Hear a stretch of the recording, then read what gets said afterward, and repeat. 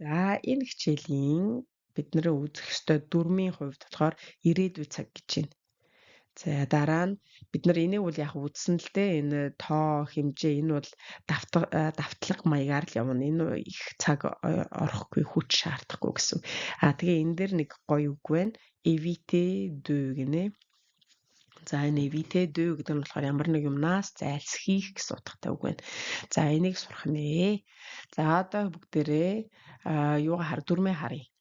Обжектив нь болохоор мэдээж гол зорилго энэ нэгдүгээр группийн үйл үгийг одоо цагт хуургах гэж байна те. Энийг habitude зуршил болон урьдчилан төлөвлөсөн одоо урьдчилаад гаргасан шийдвэрийн тухай ярихдаа энэ ирээдүйн цагийг ашигладаг гэсэн үг. За энэ одоо цаг дээр ингэж хувирдаг байна. Одоо ирээдүйн цаг дээр ингэж хувирдаг байна. За ингээ анзаарах юм бол энэ économiserait гэдэг энэ чинь төгсгөлийг нь тод хараар тод одоо болдор гэдэг те ингээ тодруулчихсан байгаа. Энийг анзаараарай. За одоо харъя. Би одоо цаг дээр нь хэлээд ирээдүйн цаг дээр нь хэлээд яг нэгээр нь ингээд хэлээд явъя. J'économiserai. За энэ нэгдүгээр группийн үйл учраас энэ économiser гэдэг нь өөрөө ER төсгөлтэй үг байж таараа тийм ээ. Тэгэхээр энэ économiser гэдэг энэ R-ээр дуусж байна. Энэ infinitive буюу хувраагүй хэлбэр дээрээ л ийм төгсгөлүүдээ авчдаг гэсэн үг байна. D'accord? J'économise би хэмндэг, j'économiserai би хэмнэн. J'économiserai 50 € chaque mois. Би сар бүр 50 евро хэмнэн. За дараа нь tu économises, tu économiseras. За одоо энэ чи R-ийн уртлын өөг би жаахан юм бүдэг хэлээд байгаа биз? Бид нар нөгөө нулна гэж яриад байгаа тий. Тэгэхээр өөрөөр хэлбэл хэлэхгүй байгаа юм шиг тэгж унгаж хэлээд байна гэсэн. Өөрөөр ахиа сонсоорой. Tu économiseras. Энд чи économisera гэхгүй нь économisera гэхгүй байна тийм ээ. Économisera. За tu économiseras pour acheter un vélo. Ундаг дугуй худалдаж авахын тулд чи хэмнэх болно. Хэмнээрэй гэдэг нь тий. On économise, on économisera.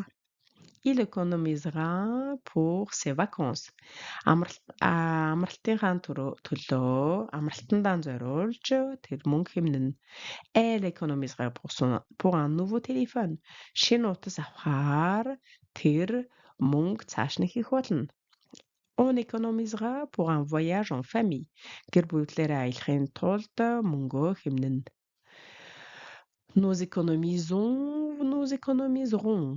Nous économiserons pour acheter une maison. Бид байшин худалдаж авахын тулд хэмнэн. Vous économiserez. Vous économiserez pour vos études. Сурч боловсрохын төлөө та нар мөнгө хэмцгэн. Elles économisent. Elles économiseront. Ils économiseront pour acheter une voiture. Тэд машин худалдаж авахын тулд хэмнэн. Elles économiseront pour acheter des cadeaux. Бэлэг худалдаж авахын тулд тэд хэмнэн. Гэж байна. За энэ их амар цаг. Яагаад амар цаг вэ гэвэл за энэ чинь яаж хувирах ёстой вүлээ? Яах вүлээ гэж зовхгүй. Ердөө ингээд үйл үгийн infinitive буюу хувраагүй хэлбэр дээрээсээ л араас нь ийм юм нэмчнээ төгсгөлүүдийг нэмээд л болоо. За одоо энэ нэгдүгээр группийн бусад үйлгэнүүд байна. Acheter худалдан авах, se débrouiller гэдэг нь болохоор аргаа олох гэсэн үг тийм ээ. За dépenser зарцуулах, payer төлөх. За ингээ харъя. J'achèterai, je me débrouillerai, je dépenserai, je payerai. За ингээд яг энэ төгсгөлүүдийг хараад энэ үйл өгнүүдээ бүгдийг нь хувиргаж цээжлэнэ гэсэн үг шүү. За энэ жишээг нь харъя. J'achèterai des fruits au marché. Би захаас жимс худалдаж авна. Je me débrouillerai avec cette somme. Энэ мөнгөөр би болгоно. За se débrouiller гэдэг чинь нөгөө аргаа олох гэсэн тий. Тэгэхээр хэрвээ энэ сард надад 100,000 төгрөгөл байгаа гэвэл би энэгээр болгоно доо гэсэн үг байна. Энэ мөнгөөр би болгоно. Аргыг нь олноо. Энэ маш чухал үг шүү. Энэ se débrouiller гэдэг нь маш олон тохиолдолд хэрэглэгддэг. За энэ үг чухлын хэрээр дахиж хэлмээр санагдах ойлгоцсонд байх л да. Одоо жишээ нь энэ олон тохиолдолд хэрэглэгдэнэ гэсэн шүү дээ тий. Хэрвээ энэ дээр мөнгө төгрөгийн хувьд за би болгоно гэж байгаа бол зам асуулаа гэж бодъё тий. Үүний өмнөх сэдв дээр байсан. За чи ингээд тэгээд яваарай. Олоод очиж чадах байгаа. За би болгоно. Би учраа олоод нэг яаж игээд очиё. Je me débrouillerai гэдэг энэ үг шүү. За би энэ дээр бүр дахин хатуу сануудлаа шүү. Энэ үгийг айгүй сайхан хэрэглэж сураарай. За je dépenserai moins en vêtements. Хувцс хонорын хувьд би бага зарцуулах болно. Je paierai mon loyer lundi.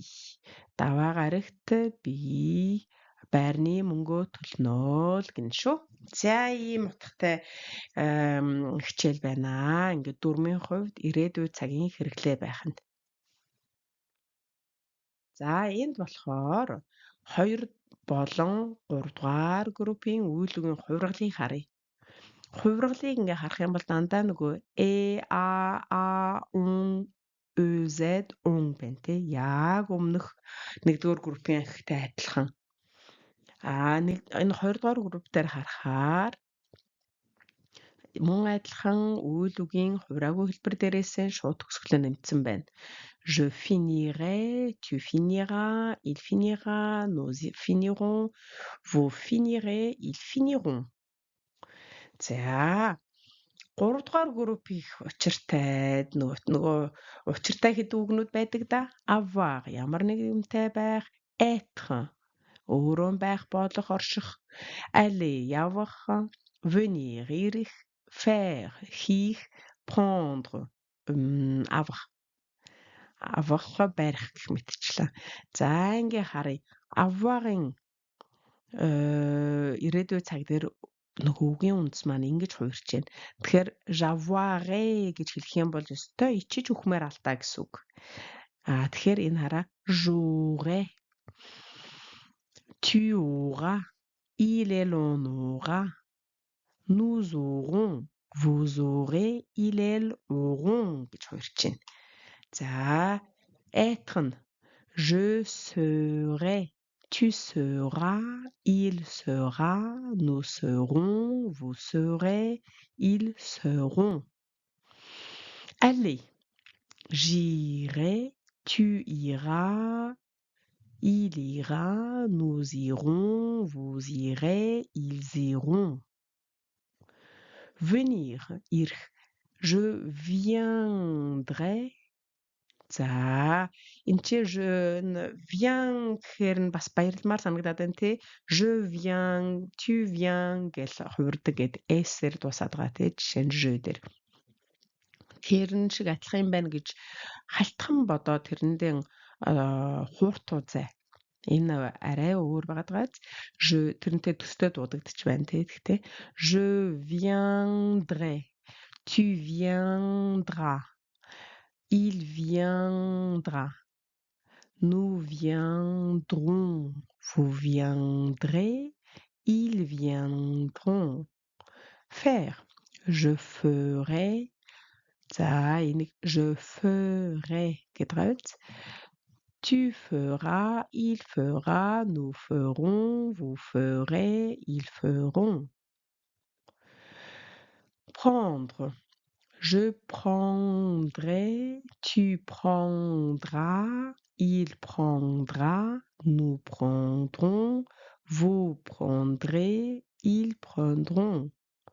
За ингээд DRE төгсгөлтэй др гэсэн төгсгөлтэй өгнүүд болохоор ерөөхдөө энэ юуг нь Öгийнх нь оронд энэ төгсгөлүүд нэмэгдээд орчиж जैन тийм ээ. За ингээ болчлоо. За нэг юмыг энд сануулъя. Энд il elle on гэж явж байсан нь хойтлих дээр ингээд байхгүй байгааз il elle on гэдэг нь энэ бичээгүй л болохоос биш адилхан хувирдаг гэдгийг одоо бол мэдчихэж байгаа тийм ээ. Тэгэхээр энд нөгөө зайны асуудлаас болоод энэ il elle on гэж гурвуулан энэ бичээгүй юм байна гэж ойлгоорой. За ингээ үйл өгөн хургалын хувьд юм байт юм байж. Дараа нь 3 дугаарт нь энэ хэмжээ заасан үг хэлэг болон тоо цифрууд гэж байна. За бага зэрэг, зөндөн, хэтэрхий, хангалттай гэсэн юм үгнүүд байна. За тэгэхээр бид нар төсөв захиран зарцуулахад ийм үгнүүд зайлшгүй хэрэгтэй тийм ээ. За тэгэхээр энэ жишээг нь харъя. Je gagne assez d'argent. Би хангалттай мөнгө олдог. Би боломжийн мөнгө олдог. Je dépense trop d'argent pour les loisirs. Би чөлөө цагтаа хэтэрхий мөнгө зараад байна. Хэтэрхий мөнгө зардаг.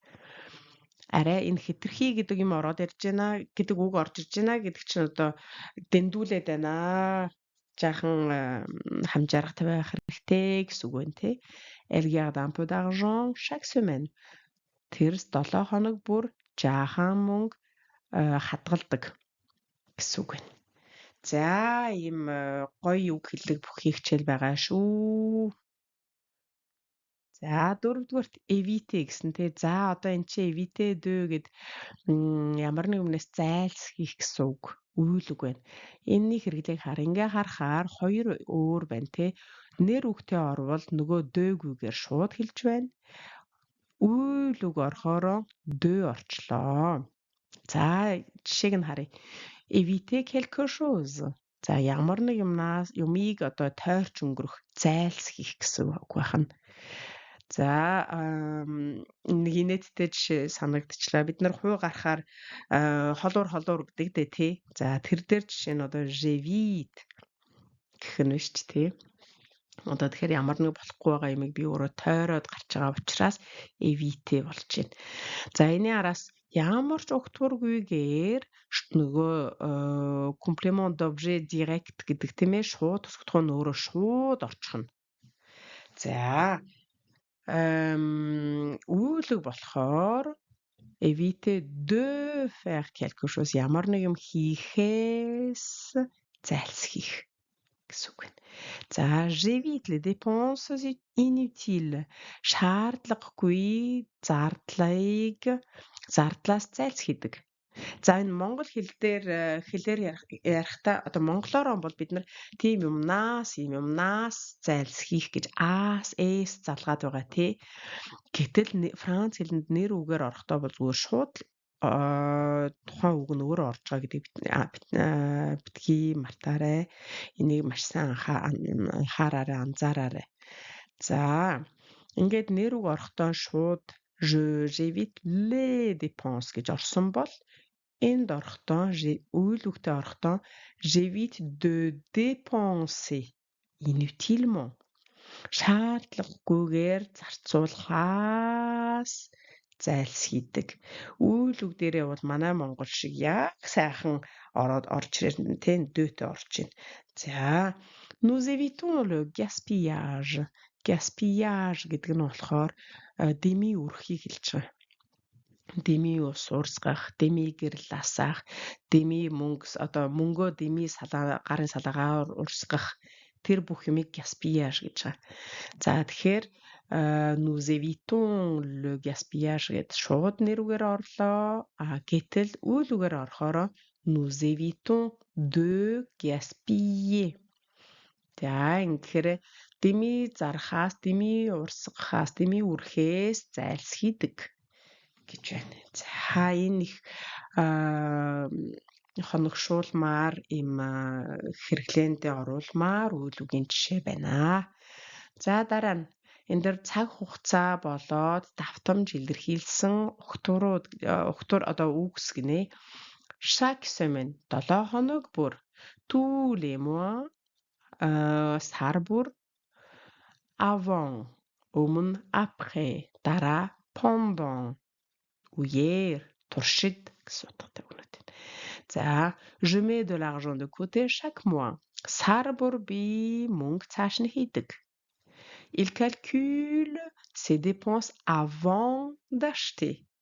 Худалдаж авахаасаа өмнө зардлаа тооцдог. За, үгүйсгэл ne pas гэдэг бол тэгдэггүй ингэдэггүй гэж ерөнхий үгүйсгэл байна. Ne plus гэхээр өмнө нь тэгдэг байсан, одоо тэгхэ байсан гэсэн үед үүнийг ашигладаг. Ne jamais гэхээр хизээч үгүй. Ne rien огтхон ч үгүй. За, энэ үгүйсгэл бол өмнөх хичээлүүдэд зөндөө давтагдж байсан. За, энд ч бас мэдээж ингээд ревизион гэд давтлага болгоод дахин орж байна. Энд болохоор яг өгөгдөл нь өөр төсөв захиран зарцуулгатай холбоотой үг хэллэгт орж ирж байна тий. За, харъя. Je ne gagne pas beaucoup. Би их орлого олдоггүй. Il n'a pas de dette. Тэр ямар ч өргүй гинэ. Тэр өр байхгүй гэсэн үг тий. Je ne travaille plus. Би одоо ажилдаггүй болсон. Ажилдаггүй болсон гэх тий. Ажиллахаа болсон гэсэн үг байна тий. За, il ne dépense jamais d'argent inutilement. Тэр хизээч мөнгө зардаггүй. Je ne dépense rien aujourd'hui. Би өнөөдөр юу ч зарцуулсангүй гинэ. За, иймэрхүү жишээ байна.